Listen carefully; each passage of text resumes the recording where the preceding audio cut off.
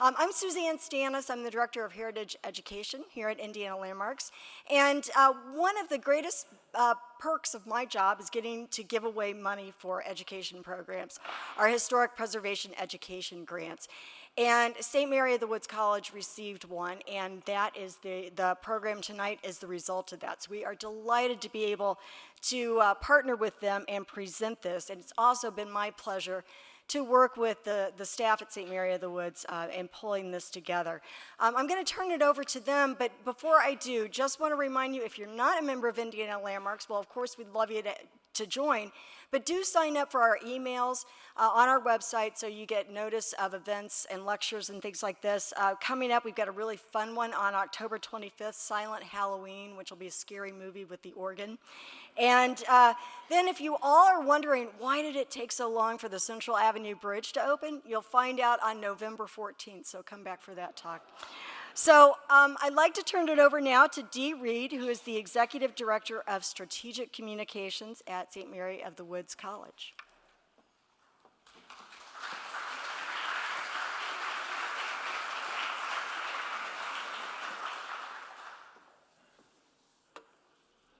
Good evening.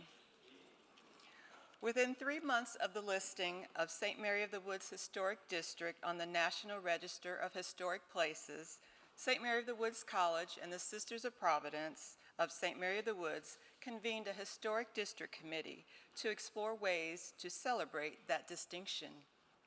My fellow committee members and I thank all of you for being here this evening to learn about the work of the Bohlen family of architects who designed much of that district. This program is made possible through a Historic Preservation Education grant from Indiana Landmarks, Indiana Humanities, and the National Endowment for the Humanities, with additional support from the Terre Haute Convention and Visitors Bureau. The committee expresses a special thank you to Suzanne Stannis, Director of Heritage Education and Information, and Director Tommy Kleckner of the Western Regional Office, both of Indiana Landmarks. They have provided invaluable support throughout this adventure. The committee also recognizes Dr. Dottie King, President of St. Mary of the Woods College, and Sister Dawn Tomaszewski, the General Superior of St. Mary of the Woods, General Superior of the Sisters of Providence of St. Mary of the Woods. Their enthusiasm and encouragement has been very valuable to us as well in this joint venture.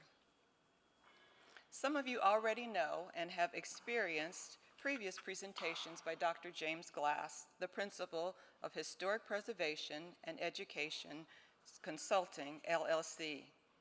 Dr. Glass has earned a PhD in Architectural History and Historic Preservation Planning from Cornell University. He holds master's degrees from Cornell and Indiana University and a Bachelor of Arts degree from the University of Indianapolis.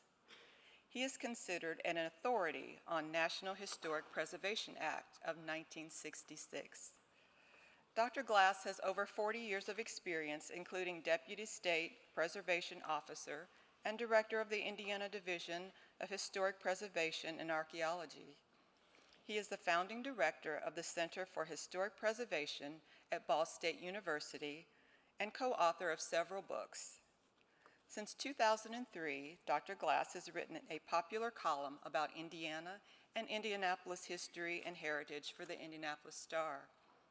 The Historic District has really enjoyed getting to know Dr. Glass and working with him over the past few months, and we are all in for a real treat. Ladies and gentlemen, Dr. James Glass.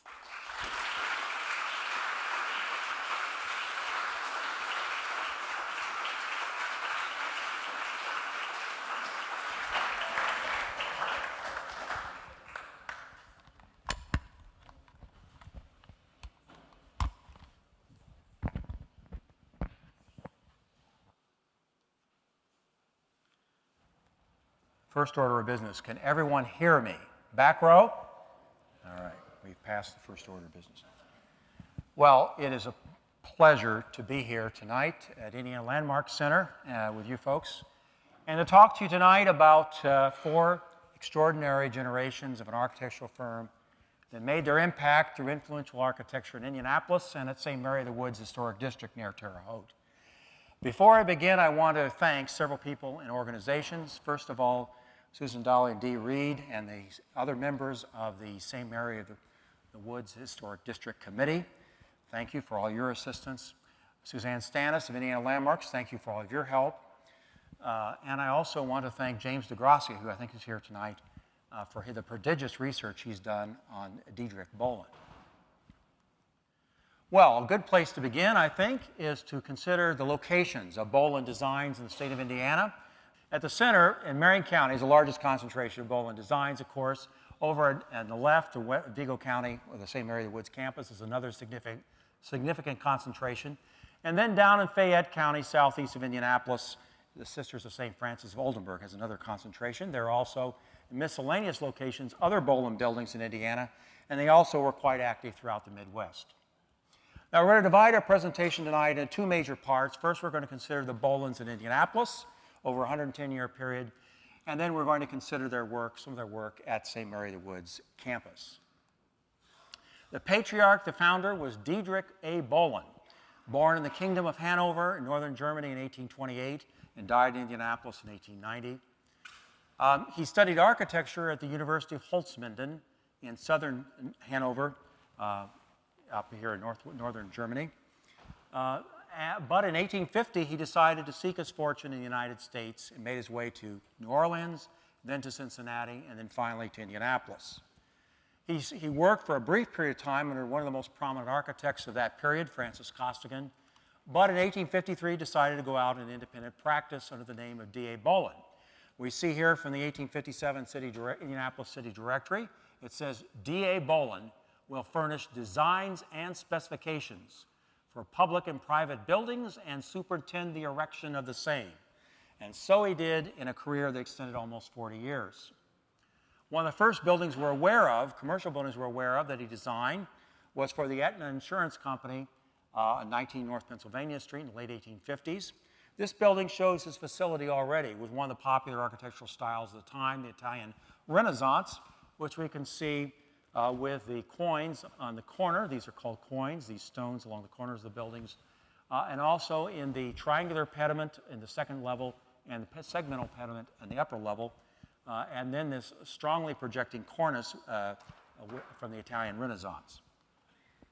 So he was adept at gaining commissions for commercial buildings, but he also was very adept at working with and getting to know wealthy families in Indianapolis and designing a number of residences, fashionable styled residence for those folks. And one of the early residences he designed was for the John D. Morris family at 12th and Park, which is right behind us here, which was built at the end of the Civil War, 1864-65. This is one of the tower houses that were very popular in Indiana and elsewhere during the 1850s and 60s. Bohlen's design is somewhat different than some of the others. Here it's an L-shaped plan. The tower, central tower, and the pavilion to the right are in one plane, and the one to the left is recessed. Bohlen drew on the French Second Empire style, popular in Paris, for the mansard roof and the dormer windows, for the main house and on the tower. He drew on Italian Renaissance for this recessed stone entryway, which is arched.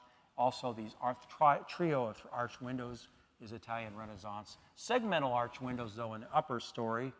And then the tower itself, we see some elements we're going to see again and again in the work of Diedrich Bohlen, namely these Greek Revival type pilasters flanking arched windows.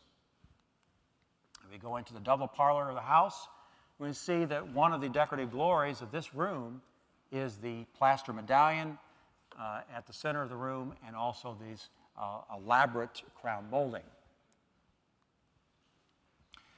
Another client that Bohlen obtained soon afterwards was a fellow German, Charles C.J. Balls, who hired him to design this fashionable Italian Renaissance house at 951 North Delaware in 1869. The original portion of the house is this L-shaped to the right, it is believed.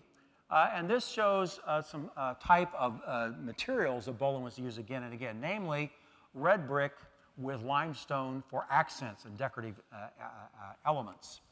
In this case, we have the Italian Renaissance, as I said, with the stone coins.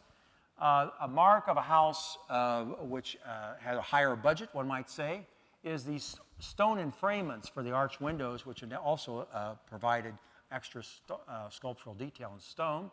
Also notice this elegant Italian Renaissance arcade for the porch, and the well-proportioned bay window at the side. And then the rest of the other elements of Italianate, very popular at the time, were the projecting brackets and the hip roof.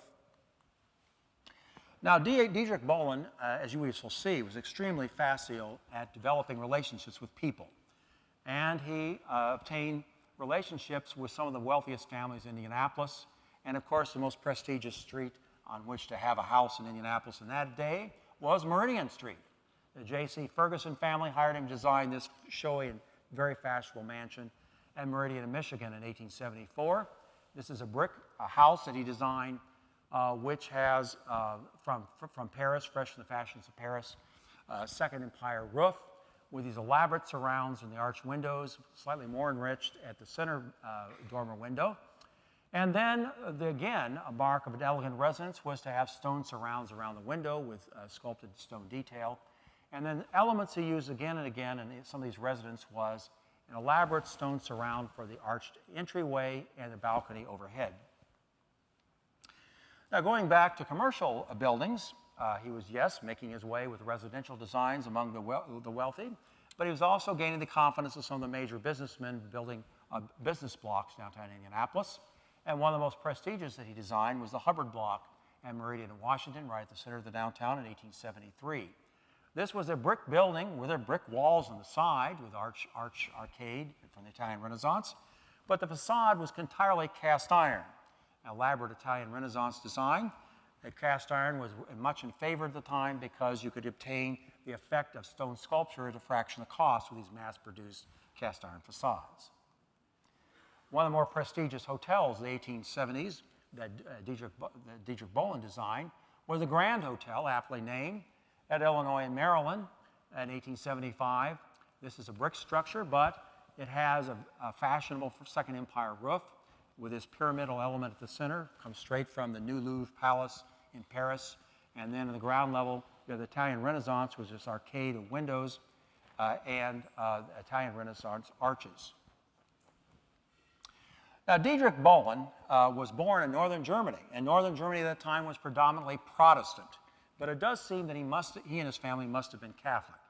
We can infer this from the extraordinary number of commissions he had with Catholic organizations, and also from the circumstantial evidence that two of his daughters attended the Catholic St. Mary of the Woods Academy near Terre Haute. In any event, St. John's Catholic Church, the main Catholic parish in Indianapolis in the early 1860s, hired him to design their rectory. And this was the result. And we can see that Dietrich Bohlen was familiar with and used various architectural idioms. On the first floor, you can see he's using Tudor-style dripstones from Tudor architecture. The second level has surrounds which also hark from Tudor architecture. But the gable with these S-curves is very much in the Baroque style. Now, the Catholic Diocese of Vincennes was in the process of the 1860s of moving its seat up to Indianapolis, and the bishop desired to build a Catholic cathedral at Capitol and Georgia Street. And Dietrich Bohlen was hired to design this. Here is the result. I think I mentioned earlier that he often used red brick as a construction material for the walls with limestone for accents. So this was the case here with the cathedral. The facade of this building and some of the church is based on French Gothic architecture. The facade has elements from Chartres Cathedral in France, such as the double twin towers, and then this rose window made out of stone traceries, very much like Chartres. And then from Victorian Gothic architecture is this elaborate stone surround for the central entryway. If we take a side view, we can see this is a cruciform plan with transepts coming out at the ends. And then you have these very narrow lancet windows with quatrefoil heads used widely in medieval Gothic architecture. And then if we go inside the nave of the church, one of the things that arrests our eyes immediately are these gilded ribs. Now, this is not stone vaults and ribs. These are wooden vaults, much less structural weight from stone. and so the distance between the floor and the apex of the vaults is less. But nonetheless, the ribs very effectively move our eyes down the nave towards the apse, which has additional ribs and columns. The Bishop of Vincennes, or Indianapolis, also wanted to build a house, a bishop's house, just south of the church. And so Diedrich Bohlen designed this building for them, thanks to James DeGrassi for making available this drawing from Diedrich Bohlen. And in this design, you can see he was using segmental arches, which were widely used at the time for a variety of commercial and institutional buildings. But in the roof, this hipped roof, he's using Gothic-style dormer windows for contrast. And this building, fortunately, is still with us. It still stands on Georgia Street. Now, another Catholic client were the Sisters of Providence from St. Mary of the Woods, as we shall see. And they were desirous of building a girls' academy, a Catholic girls' academy on Maryland Street in Indianapolis, St. John's Academy. And so Diedrich Bohlen was hired to design the building for them. We see it here on the left. He used segmental arches for the windows. This is, though, a round arch for the entryway, the hipped roof with Gothic dormers, which we saw just before, and then this open work spire or cupola, which was for a decorative accent or monumentality, which he was to use again. Still another Catholic organization that he won the confidence of were the Little Sisters of the Poor. Their mission was to provide housing for the indigent poor, and they wanted to build a substantial home for the aged poor on Vermont Street, in what's now Lockerbie Square. So Diedrich Bohlen designed this in 1875, this substantial brick structure.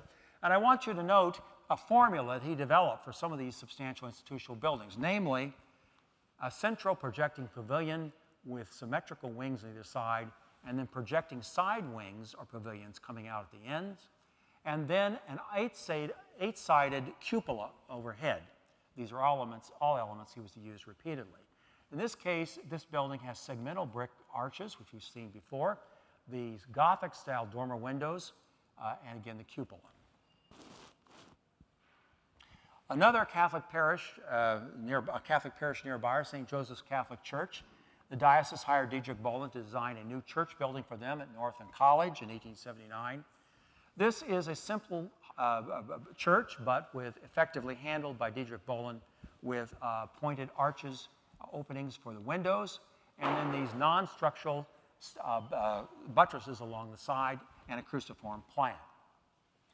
Now, Diedrich Bohlen was certainly very effective in his communication and ability to obtain commissions from Catholic organizations. But this is the kind of person who could make friends and build relationships with a variety of people, including Protestants. And it so happens that one of the largest Methodist congregations at the time, that was the Roberts Park Methodist Episcopal Church, they desired to build a costly and very impressive church at Vermont and Meridian, and Diedrich Bohlen won the commission. This was built between 1869 and 76. And we take a look at the facade, and we say this is, at first, when we first look at it, is asymmetrical with this tower at the side. Bohlen designed a spire for this, which would have raised the total height of the tower to 187 feet, but that was not built. But if you subtract mentally this, you see that the rest of the facade is quite symmetrical on either side of this central axis. Now, for decorative elements, he used quite a variety of language. On the ground level, it has this elegant Italian Renaissance arcade for the entryway. And then for the sanctuary level, you have these elongated arches, horseshoe-shaped arches, which draw from Byzantine architecture, and then these elongated Romanesque columns supporting them. And then round arches for many of the windows, and at the very apex is a statue of Faith. If we go inside the building, we note that many Protestant congregations of this period desired to have a large and substantial social hall on the ground level so they could have abundant natural light from windows on the side. And this was the case. Roberts Park, the social hall was in the ground level and the sanctuary was on the second level. In this case, the social room, which has been nicely restored by the church, things to note are the cast iron columns with Corinthian capitals that support walnut beams and walnut surrounds up here for the doorways and the windows. And we go upstairs to the sanctuary, this majestic two-story space, rectangular in shape. Diedrich Bohlen extended a U-shaped walnut balcony all around the sanctuary, and then an elaborate organ case in walnut at the front of the room. I want you to notice particularly this flat ceiling supported by wood beams. This provided a large expanse without columns to obstruct the view, and draws from the ideas of Sir Christopher Wren for his city churches in London back in the 1670s and 80s. And before we leave this, we've got to take a look at these angels blowing trumpets above the organ case that Diedrich Bohlen designed. A short distance away, there was yet another Protestant congregation that hired Diedrich Bohlen. This was a German-speaking congregation, the First Evangelical Association Church, and they wanted to build a church at East and New York Street in the early 1880s. This was the result. Diedrich Bohlen designed this church with one of the focal points is this very large tower with a spire at the corner, all in brown brick, a cruciform plan. I want you to notice the use by Diedrich Bohlen of constructive coloration or polychromy in brick. He was one of the few architects to use this widely at the time. This was created in the kiln by using different colors of clay, which produced these brilliant colors, permanent colors, as you can see in these round arches over the nave windows.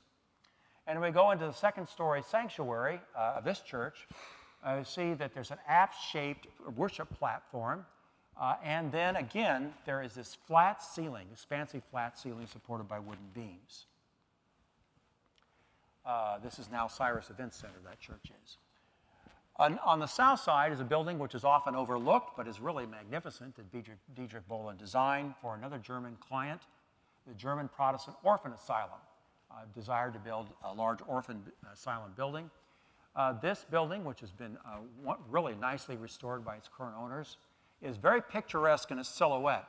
You notice that there are jerkin-head gables, several jerkin-head gables here, contrasting with a conventional gable, pointed gable with a barge board, and then these Gothic dormers, and then an open-work spire above.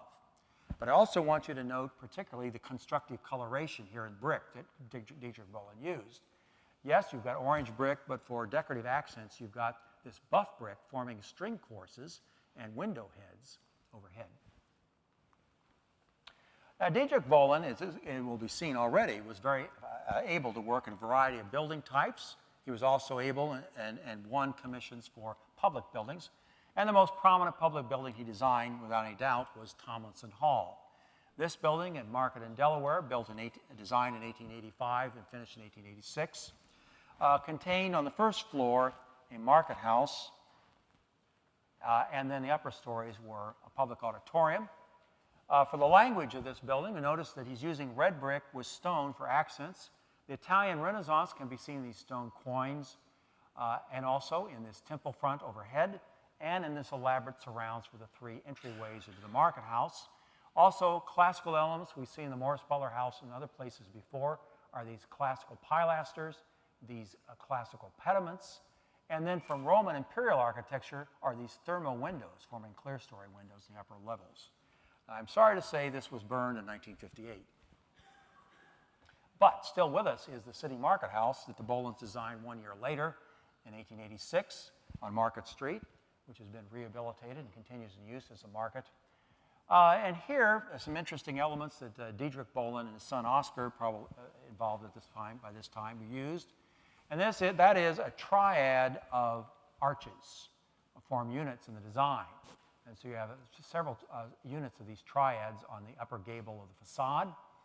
But you also have classical elements, such as the pediment and these Greek Revival pilasters on the tower, and these anti-fixi are called from Greek temples at the apex of the gable and over the entryway. We take a look at the side elevation, you can see a continuation of this formula of triads of arch openings separated by classical pilasters and these anti-fixi.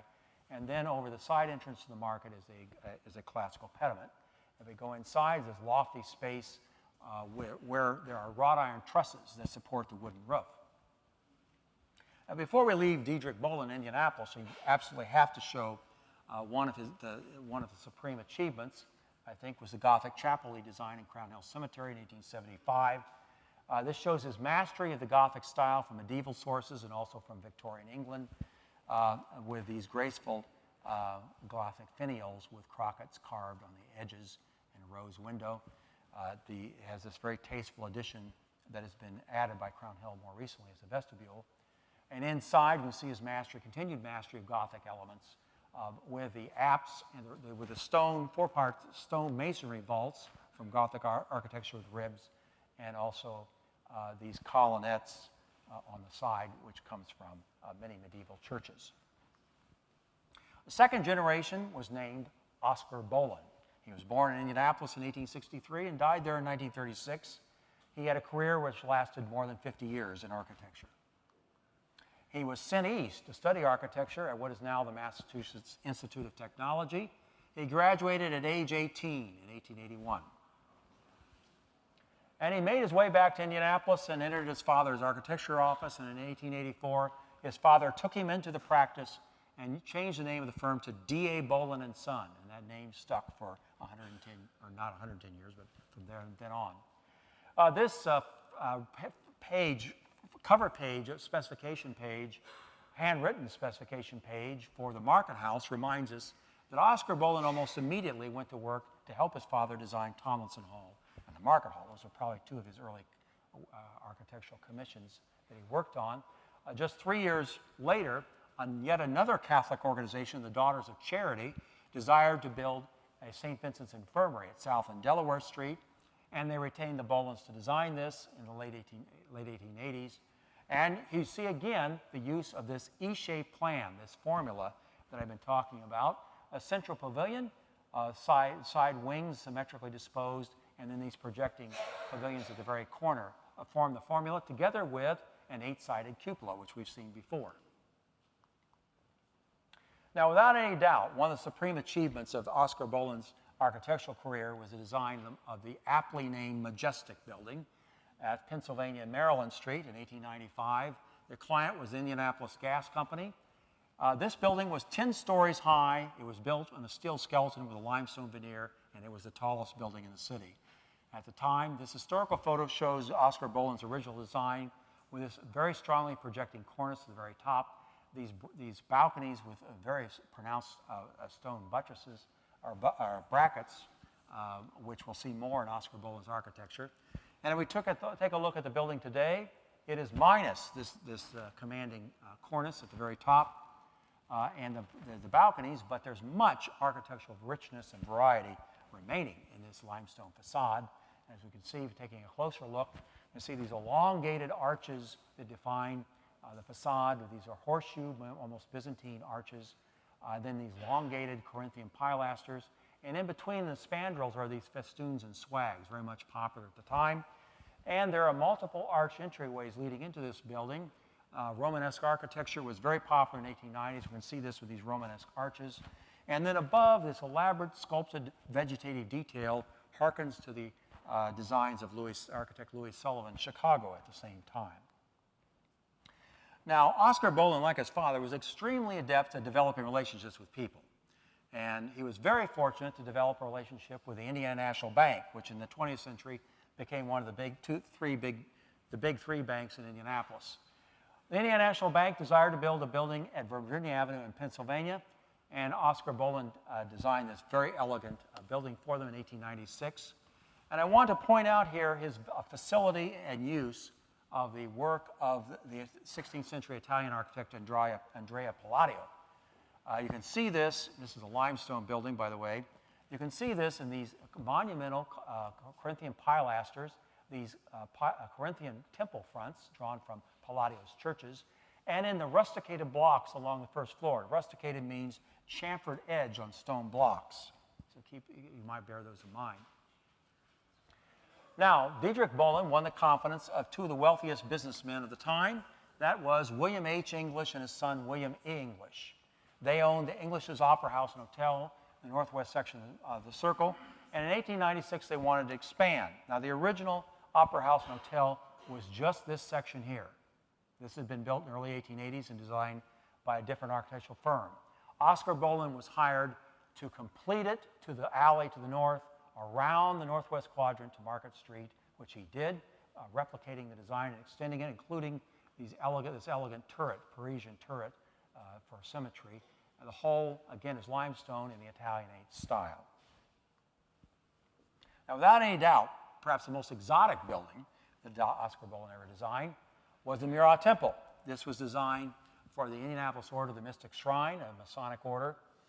And it's interesting, this exotic building, you can find antecedents for it in a madrasa or school and mosque in Cairo from the 15th century.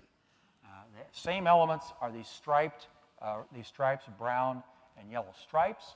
It's a majestic minaret at the corner, and then multiple domes comes directly from these Cairo precedents.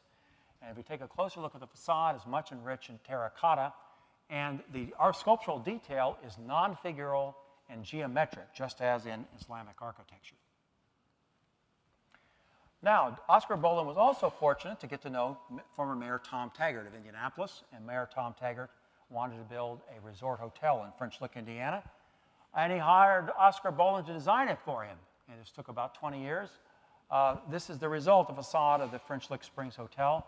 The original section went up to about this level where these rock-faced arches are for the windows. And then later he added additional stories and wings to this. And he also designed this very long veranda with Tuscan columns. And go inside, you have this dazzling sight, this Italian Baroque lobby. High Italian Baroque with the columns and the paintings and the elaborate detail, all with gold leaf, and lavishly and wonderfully restored by the Cook family, Bill Gale and Carl Cook of Bloomington. Now, the Daughters of Charity found that they had already outgrown their St. Vincent's Infirmary at South and Delaware by 1912, and so they hired Oscar Bohlen to design a new hospital for them in Fall Creek. This is the U-shaped plan with the central pavilion that he designed for them. The facade of this has been rehabilitated and retained. The central pavilion has a frontal portion here that projects overhead, is a classical pediment with stone sculpture in the tympanum within. And then you have these very tall classical pilasters providing character to the pavilion.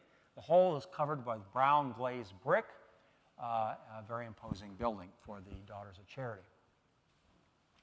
Now, in 1912, a new company town was rising southeast of Indianapolis named Beech Grove. And another Catholic order, the Sisters of St. Francis, desired to build a hospital there. And they hired Oscar Bohlen, D.A. Bohlen and Son, to design it for them. The original part of the design, I believe, is this section with the central pavilion with these wings on either side. And then at the end is slightly later at an angle is this wing with a projecting pavilion and classical pediment. Also classical is the limestone pavilion, the whole covered with brown glazed brick. I'm sorry to tell you, this was demolished several years ago. The Catholic Diocese of Indianapolis desired to build several Catholic girls' schools in the early 20th century. In 1908, they hired Oscar Bohlen to design the St. Agnes Academy at 14th and Meridian. This is the result, is a use of the E-shaped plan in a slightly different way. In this case, we have these classical pediments at the top of these three pavilions that are projecting forward. And if we take a closer look at the central pavilion, we see that there is a Romanesque arch covering the entryway, flanked by these classical pilasters, which we've certainly seen previously in the work of the Bohlens. And then above are flat arches and round arches with keystones. Now, Oscar Bohlen, like his father, was very able to obtain work. We're both working with Catholic clients and Protestant clients. A German-speaking Protestant congregation, the Zion Evangelical United Church of Christ, desired to build a new church at North and New Jersey Street in 1912. And this is the rendering that Oscar Bohlen and his office prepared for them. This building or this design is actually a formula. It was very popular for Protestant churches who wanted a Gothic design in the first decade of the 20th century, namely to have a prominent, imposing monumental tower at the corner and then a secondary tower shorter over at the side and the sanctuary in between. We take a look at the church as it actually was designed and built. It's a very imposing tower at the corner with copper finials, and then the secondary tower over to the side, and then a recessed sanctuary at the center. Bohlen recessed the sanctuary and then created a one-story vestibule preceding it with a crenellated roof line. And I want you to note particularly these trefoil representing the Trinity tracery, which motif is also seen in the transoms of the 3 entryways. If we go inside, we see that the sanctuary is really almost circular in plan, denoted by 2 apses, one for the altar and the other for the organ. But the thing that really defines a sanctuary are these monumental plaster vaults and ribs that rise. This is looking back at the balcony, and it comes to an apex above the church. But one of the glories of this church, and without any doubt, are these wonderful Tiffany-like stained glass windows created by the Ford Brothers Glass Company in Minneapolis. Oscar Bohlen, like his father, was very able at obtaining commissions from the public realm for public buildings. He won the commission for the new fire headquarters that was built at Alabama and New York Streets in 1913. This is glazed brick. We see some elements of the Italian Renaissance still popping up, such as these stone coins in the corners, stone surrounds, classical cornice and tablature, and then this nice, delightful decorative tablet here with IFD, it says, on a cartouche in limestone. At this point, it's time to introduce the 3rd generation, August C. Bohlen. His nickname was Gus. He had a long life and was in practice in architecture for over 60 years. Gus Bohlen was sent east, but in this case, he was sent to Cornell University to study in the College of Architecture. This is Whitehall, which at that time had the College of Architecture. He was a 1909 graduate of Cornell. One of the first buildings he undoubtedly worked on, he entered the practice with his father in 1909, and the father, interestingly enough, kept the name D.A. Bohlen and Son, and that stuck. One of the first buildings he undoubtedly worked on was the Murat Temple, and we're reminded of that building by, again, this wondrous detail, Islamic detail surrounding this transom window. Now, we're not quite sure about who had design responsibilities these multi-generations when both father and son were working. Oscar Bohlen was certainly active in the firm into the 1930s. But this building probably had the imprint of Gus Bohlen. The Big 4 office building at Maryland Meridian from the late 1920s, designed for the Big 4 Railroad. And this follows a standard office formula. That is, you have a limestone base covering the entryway. You have this long shaft of simple brown brick, veneer, and then for decorative elements, terracotta at the very top. Take a closer look at the terracotta decorative detail. Yes, it's vaguely Gothic. These are sort of Gothic finials here, and these recessions are vaguely Gothic, but then look over here, we have fluting, which draws from classical architecture. So it's sort of a harmonious mix. Without any question, one of the most prestigious designs that Gus Bohlen had was when the Archdiocese of Indianapolis, Catholic Archdiocese of Indianapolis, hired him to design a facade for the cathedral, the St. Peter's and Paul Cathedral. This cathedral had been built without a facade in 1906, and so it was very much in need of an imposing facade. And this is the monumental, majestic result drawn from Roman imperial architecture, temples in Roman imperial Rome, and also churches of the Italian Renaissance. Gus Bohlen was also very able in the new Art Deco style, as we can see in his design for the Shelby County Courthouse in the 1930s. This is a limestone veneer, a U-shaped plan for the facade. And we can see, if you look up, you see the standard, typical Art Deco sculpted details with the volutes and the flowers. Inside, this was funded by the WPA, the Works Progress Administration, lavish materials, marble floors, and this very handsome central marble stairway. Now, Gus Bohlen was also adept at gaining new clients, and one of the clients he gained was the Merchants National Bank, which was number 2 in the big 3 banks in the 20th century Indianapolis. The first branch bank they decided to build was on 38th Street in Indianapolis, and Gus Bohlen designed this in the Georgian style for them in 1939. Georgian because it's brick, and it has a regular window fenestration across the facade with these limestone flat arches and keystones, these Georgian-style dormer windows, and arched windows on the first floor. And also Georgian is this arched way within a pediment and pilasters forming the entryway. Now, the 4th generation, Robert Bohlen. He unfortunately had a short life, 39 years, died in 1960. He, like his father, went to Cornell University to study architecture. and then served in the U.S. Army during World War II in the Southeast Asia theaters. He entered the practice with his father in 1946, and one of the first buildings he undoubtedly worked on was the Indiana National Bank branch at 38th and Washington Boulevard. Indiana National Bank, they had retained this relationship continuously since 1896. The bank desired to build a series of branches after World War II, and this was the first of these. It's a rectangular mass clad in limestone, but very much in the Art Deco spirit, as we can see from these stylized pilasters with these Art Deco capitals, and then an Art Deco frieze and coping, which is also Art Deco in flavor at the cornice level. Now, one of the most interesting buildings that the Bohlens designed about 1950 has got to be the Empire Life Insurance Company at 28th and Meridian.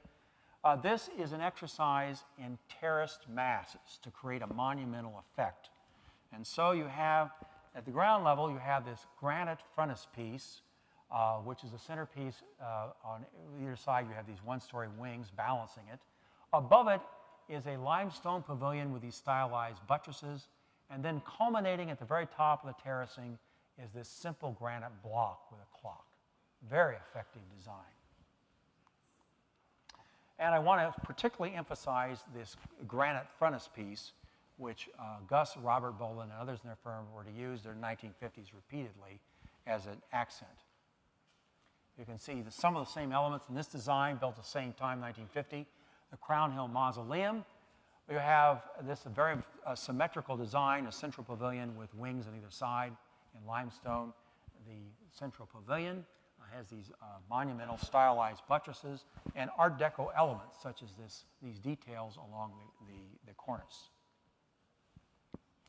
Now, the Bohlens continue to enjoy the confidence of the Indiana National Bank. As you can see, that the Indiana National Bank, when they built their Market Street office building, hired the Bohlens to do it for them. But this was somewhat conservative by 1955 because around the country and in the city, glass curtain wall office buildings were being built. But the Bohlens still have a limestone veneer on this facade, allied with steel or aluminum spandrels and windows. And then on the ground level is granite veneer with a granite centerpiece.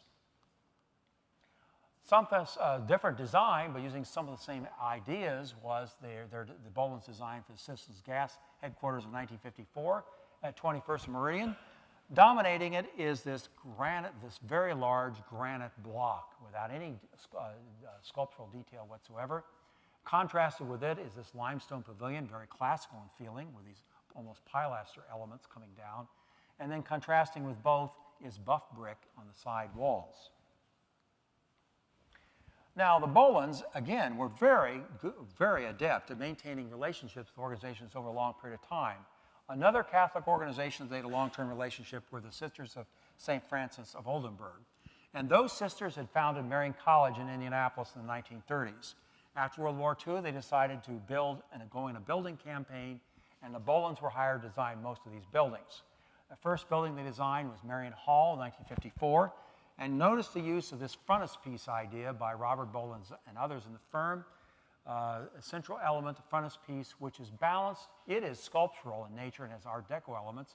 But either side are these plain, non-sculpted red brick wings, symmetrically arranged on either side of it. At the end of this building, Robert Bohlen designed a chapel for Marian University, which is delightful today.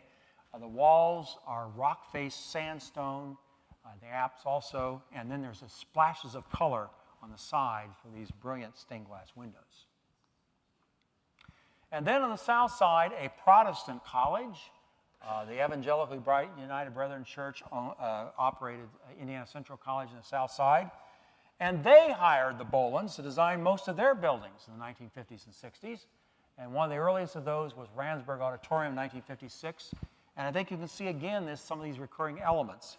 The frontispiece, this time is limestone, is dominant with these aluminum spandrels for decorative effects in between.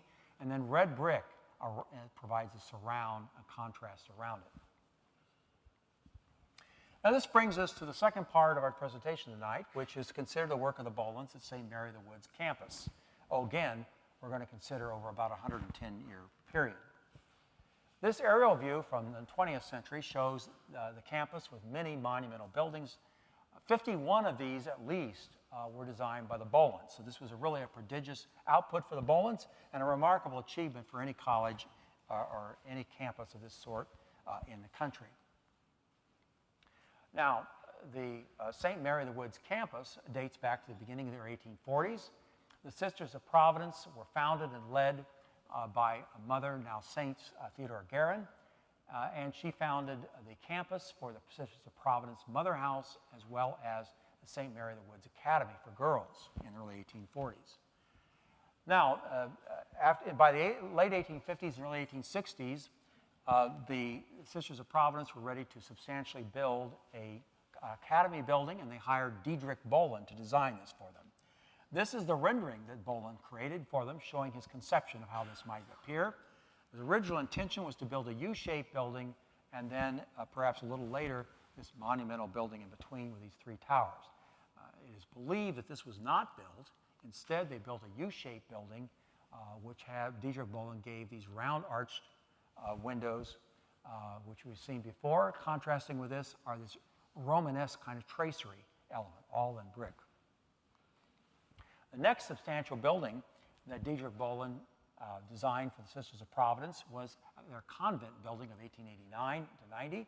The previous convent had burned in 1889. And so Diedrich Bohlen, one of his last commissions, Oscar Bohlen no doubt worked with him on this, but notice the use of this three-partite formula we've noticed before. You have a central pavilion here projecting forward, these symmetrical wings on either side, and then these projecting wings coming out, a little more shallow than some of the other designs, and then this eight-sided cupola, which we've seen before, presiding majestically overhead. Now, some of the elements we've seen before in Diedrich Bohlen's work are these classical brick pilasters and these pediments over some of the gables. In this case, there is a nicely proportioned porch with Tuscan columns supporting it. Now, if we go inside, one of the things I particularly enjoyed in this building was this central stairway, which has cast iron newel post, decoratively cast, slate steps, and then the floors are encaustic tile. This was a process where you use different colored clay in the kiln in order to produce these very attractive colored patterns.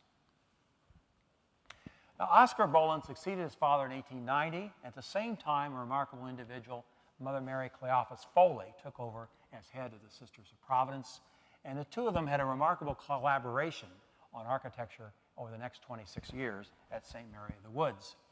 And one of their first collaborations was this wondrous Italian Baroque church, the Church of the Immaculate Conception, built over a 16-year period. This building is very much in the Italian Baroque spirit. If you look at the lower facade, the pilasters, the buttresses, the archways, and so on are on at least three different planes. So there's a sense of movement and dynamicism in the facade of this church. And as you look up a little higher, you can see a square tower with finials, somewhat derived from Gothic architecture, but certainly detailed in the Renaissance or the Baroque style. And very much Baroque is this octagonal cupola with a lantern overhead. Inside is there's a majestic two-story space, a nave with aisles, which draws from early Christian architecture. And I want you to note in particular this flat ceiling supported by wood beams that we've seen previously in the Bohlen's designs. Along the sides of the nave, there are two arcades, one for the aisles and one overhead for the gallery. The aisle arcades those arches are sculpted very elegantly. There are composite columns with the shafts made of Georgia marble. And then in the apse itself, they have this arcade created by Oscar Bohlen with paintings, frescoes, of the Evangelist and up in the semi-dome by a painter, Thaddeus de Zukotinski. The next building that Oscar Bohlen designed for the Sisters of Providence was what was called at the time St. Mary's Hotel, a hotel for guests of the Sisters of St. Mary of the Woods in 1894. This drawing, which comes from the archives of St. Mary of the Woods, shows the original drawing, facade drawing that Oscar Bohlen drew for this design. You can see several elements he's using. This is a Queen Anne style turret at the corner. This Romanesque gable draws from the Romanesque style popular at the time. This tower at an angle is almost drawn from French Second Empire architecture, and this expansive veranda with classical columns. And this is what it looks like in reality, nicely preserved and used by the Sisters of Providence even today. In 1897, Sister Mary Cleophas and the Sisters of Providence decided to substantially expand the St. Mary of the Woods Academy building. They added a 4th story and a substantial facade to the entire structure. And Oscar Bohlen designed this. This is the part of the elevation drawing he drew for this building. This is a photo of the facade as finished. And I want to draw attention to the architectural language that Oscar Bohlen used for this building, drawing again from the work and the ideas of Andrea Palladio, namely his temple and church designs. We can see this in these colossal Corinthian pilasters and this temple front drawn from one of Palladio's churches, all of which marks the entryway into the church, or mark the entryway into Foley Hall, the Academy building. And then the ground level are these rusticated blocks drawn from Palladio's ideas. Now, about 10, 12, 13 years later, the Sisters of Providence made the decision to launch a liberal arts college for women, St. Mary of the Woods College. And to do that, they needed 2 major buildings in order to successfully launch this college, they decided. So they hired Diedrich Bohlen to design both of them. The first building we're going to consider is the college building, also called Guerin Hall, built between 1911 and 12. Now, this is Oscar Bohlen's elevation drawing of the facade. An elegant design, drawn again, though, on the ideas of Palladio. You have these colossal Corinthian pilasters defining the central portion of the facade. And then below are rusticated blocks, which we've seen before. And then in this case, something a little novel are these rusticated shafts for these colossal pilasters. When we look at the actual facade, we can see the actual facade material is actually brownish colored brick, but it is enriched and enlivened by these colossal pilasters, Corinthian pilasters and capitals. And then below them, forming a porch, a balcony, a trademark that Oscar Bohlen refused repeatedly in his buildings, supported by these enormous brackets with these amazing lion's heads below. You have a very nice, pleasant surprise if you walk into this building, because you find yourself in a rotunda that goes way back in antecedents to early Christian architecture from the 5th century. This is very much like a baptistry at St. John the Lateran in Rome, which the Bohlens may have been familiar with. There are 3 levels and a dome overhead, and I want to draw your attention to these columns. These columns, shafts, are composed of a material called scagliola. Scagliola, and I've read the specifications, scagliola in this case was, you take the core of the column and apply 2 different layers of cement mixed with marble dust, let it dry, and then polish it with pumice so it has a surface that very much resembles marble. This was widely used at the time, very elegant, at a fraction of the cost of actual marble. Next door was the Conservatory of Music, the other building needed for this new college. This has Palladian elements also, but are differently handled. Up here we have these colossal Ionic columns. These are not pilasters, defining the entryway into the auditorium within. But notice this trademark balcony with these colossal brackets that Oscar Bohlen placed. Then in Palladian in spirit are these rusticated blocks on the ground level. Now we go into the lobby. We see it has rich materials indeed. This is not scagliola, but this is actual marble, pavanasso marble shafts, plaster Ionic columns, plaster sculptures within these segmental pediments. In the floor, you have terrazzo and Venetian mosaic insets. And then we go into the auditorium itself, one of the central focal points of the Conservatory of Music. We look down on this majestic proscenium arch, which is supported by columns, Corinthian columns on either side with pavanasso shafts. If we look back up at the balcony and the upper registers, we see how the Bohlens have detailed this with pilasters, a cove ceiling which comes up to a beamed flat ceiling, at the center of which one of the centerpieces of this room is this immense skylight, which originally allowed abundant natural light to shine down onto the auditorium. Now, there was the final building campaign. This was a prodigious accomplishment of Mother Mary Cleophas already. But there was one final building campaign during her tenure in the early 1920s. There are three major parts we're going to look at. First, she desired to build a chapel perpetual adoration, or sacred blessed sacrament, I believe it's called now. The exterior is very simple, the red brick nave and this apse at the very end. But if we go inside, we begin to walk down the nave. Our eyes are moved by the shimmering white marble on the sides to underneath these plaster vaults and ribs. And we see this marvelous baldacchino altar in all of white marble. And it is the apex of this, the roof, is alive and dynamic. It is a wonderful evocation of the Italian Baroque and the ultimate master, who was Bernini, who did the baldacchino in St. Peter's in Rome. And the side of the windows are tapestry glass windows, brilliant color, jewel-like windows, again contrasting and embedding these different colors marbles, which are used lavishly and very effectively. Second building built in this 1920s building campaign was a dining hall, now called the O'Shaughnessy Dining Hall, in the early 1920s. This is the exterior. It has very elegant Venetian or Palladian windows, three-part windows with arch at the very center is what those are. And when we go inside, we see this very lofty, very majestic space where you have coved plaster ceilings and beams supported by ionic plaster columns along the side. Very elegant place to dine indeed. And then finally, this building campaign was this immense building, one of the largest college buildings built anywhere, probably in the Midwest at the time.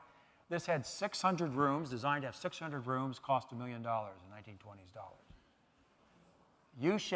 E-shaped plan. We've seen this E-shaped plan before, haven't we? The central pavilion has a lot of interesting details to it. These twin towers with the pyramidal roofs hark back to Tuscan villas of 15th century Italy. And we see an abundant number of balconies supported by these immense brackets. We're one of the trademarks of Oscar Bohlen's designs. And we walk in. Oh. It can happen. If we walk in, we see this stairway in front of us with white marble stairs leading up to stained glass windows. And there's this remarkable room, this ballroom, that extends the entire length of one of the wings with these lofty Tuscan columns along the side. One of the great spaces in Lafayette Hall. And then finally, as the 1950s closed, Robert Bohlen and others of the Bohlen firm designed Owens Hall, which was for novitiates, that is, women that were entering the Order of the Sisters of Providence. We can see some of the elements we've seen before at Marian University and other buildings that he and others were using. That is, having a limestone frontispiece with flanked on either side by red brick wings. In this case, the wings extend so far out that he placed additional limestone frontispieces in order to retain the symmetry. And the central limestone frontispiece is late Art Deco. We still have Art Deco sculpted detail, and then these aluminum spandrel panels, which we've seen before, all very effectively used. Well, I hope this has given you a feel for the immense output, varied and stupendous, that these four generations of Bohlens created in Indianapolis and at St. Mary of the Woods Historic District. And I hope it will also inspire you to go out and experience some of these buildings. I want to make some acknowledgments of my research sources. First of all, the Archives of the Sisters of Providence, St. Mary of the Woods, the Bohlen Architectural Firm collection at the Indiana Historical Society, James DeGracia for his prodigious research on Diedrich Bohlen, and several histories which were written by Sisters of Providence, which were very helpful. Historical photos and drawings came from a variety of sources. The Archives of Sisters of Providence, James DeGracia loaned me some photos and drawings from his collection. The facilities, architectural drawing collections, St. Mary of the Woods, and several photos from Indiana State Library picture collection, and then finally Zion Evangelical United Church of Christ, their collection. Thank you very much.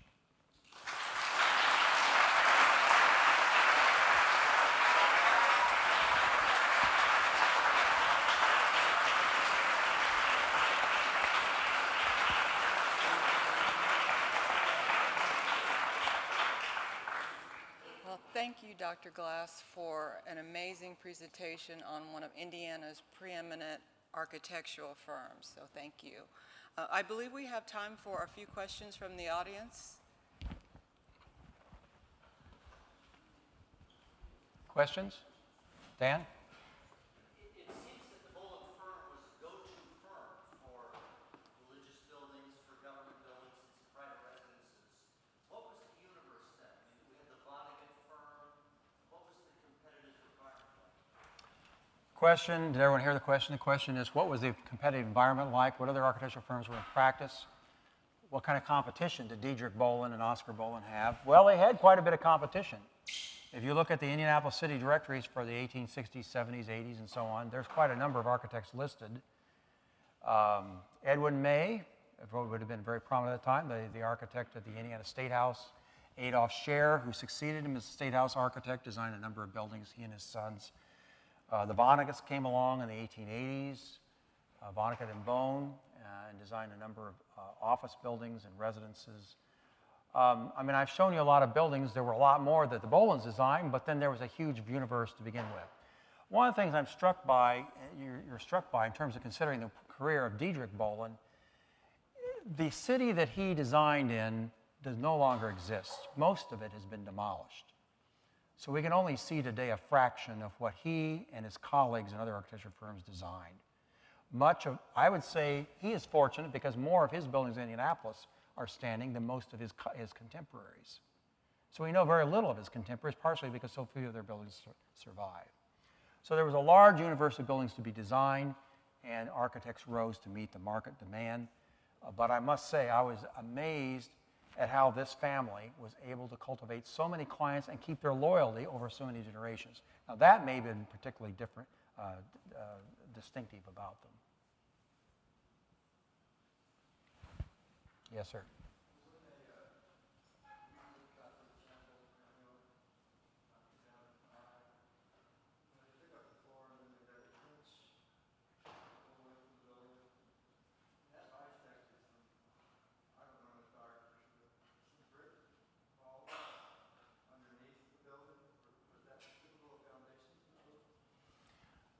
This gentleman's saying he worked on a Gothic chapel at Crown Hill Cemetery, and it was brick vaults that he found typical of the time. Yes, stone was a costly material. It's costly to quarry it and sculpt it and transport it.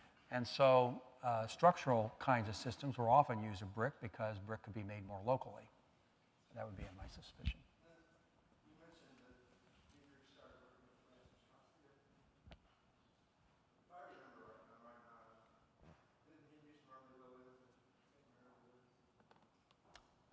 Francis Costigan? I had not seen that, no.